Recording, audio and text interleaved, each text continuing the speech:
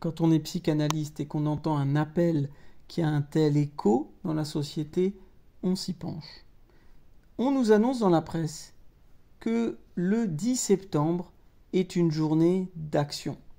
Ce n'est pas une journée ordinaire d'action syndicale, mais un événement surgi des limbes d'Internet et qui aurait, comme ça, émergé dans des groupes et qui relaie petit à petit un nombre a priori important de personnes qui croient que ce jour-là sera un jour de révélation.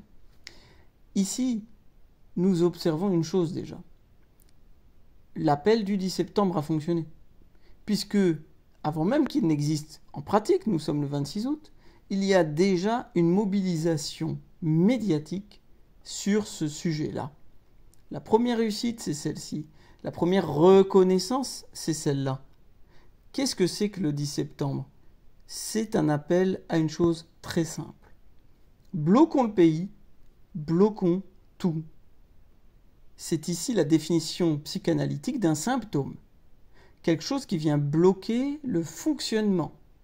Une vie ne peut plus accomplir son fonctionnement ordinaire en raison d'un blocage qu'elle ne s'explique pas.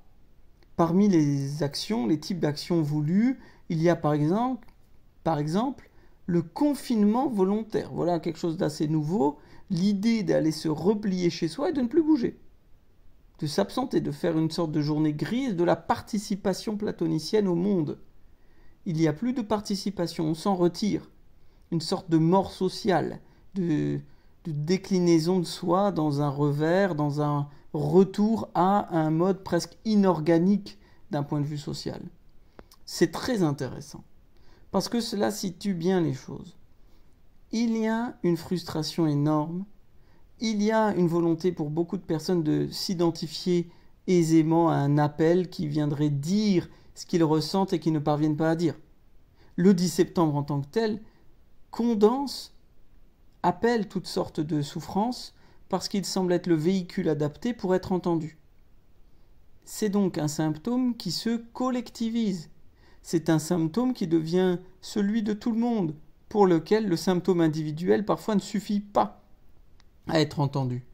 Il faut donc entendre ça, quand de nombreuses subjectivités se coagulent avec une idée symptomatique. Et un symptôme ne dit rien.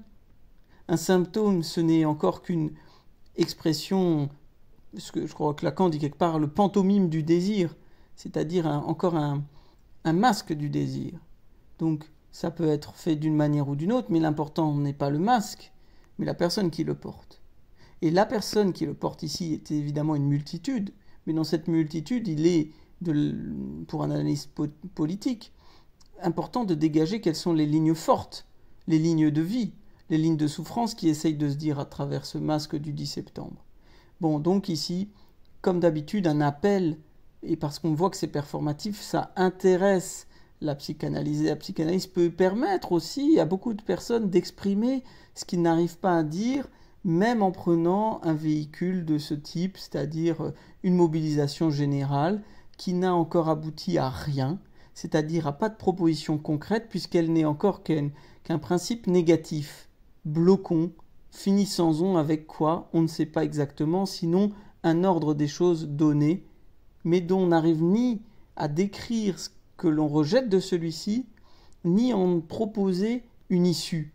C'est pourquoi il faut laisser les symptômes exister, qu'il ne faut pas les étouffer dans l'œuf, qu'il faut pouvoir les entendre, les interpréter et proposer des débouchés, des solutions, des propositions politiques. Et évidemment, et ça plutôt que ce n'avait été fait avec les Gilets jaunes, on a déjà une cohorte de syndicats, de partis politiques qui sont autour du mouvement, à guetter ce qu'ils pourront essayer de récupérer, voire de transformer en une proposition de leur ressort, dans chacun avec sa boutique. Voilà, donc on n'est encore qu'en août, le 26 août, mais déjà l'appel du 10 septembre a fonctionné, déjà un symptôme est en train d'exister sous nos yeux, et voyons bien ce qu'il devient, et parce que pour un psychanalyste, le fait de faire disparaître un symptôme n'est pas une fin en soi, puisqu'il s'agit davantage de l'interpréter, mais ce qui compte, c'est que des personnes qui sont en souffrance puissent retrouver un petit peu de bonheur dans votre vie, et c'est dans leur vie, et c'est déjà bien suffisant. Espérons que ce mouvement ne finisse pas dans un raz-de-marée de sang, de coups et de violence, mais plutôt que chacun retrouve une petite joie qu'il a perdue et qui l'a entraîné à suivre un appel parti d'Internet. Voilà.